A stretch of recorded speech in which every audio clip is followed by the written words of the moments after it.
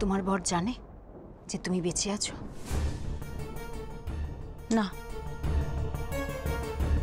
জানলে কি আমায় ছেড়ে দিত?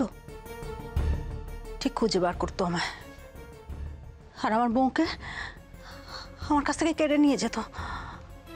আমি চাই না ওই লোকটা জানুক যে আমি বেঁচে আছি। ওর কাছে আমি মৃত হয়ে থাকতে চাই।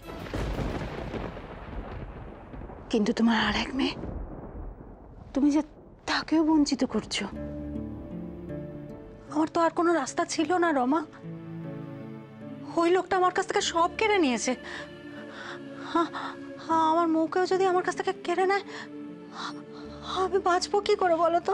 কিন্তু সে তো আর জানে না যে তুমি আর মৌ কোথায় আছো। তাহলে তো ভয় পাচ্ছ কেন? জানে না, কিন্তু মনে হচ্ছে এবার জেনে যাবে। কিভাবে?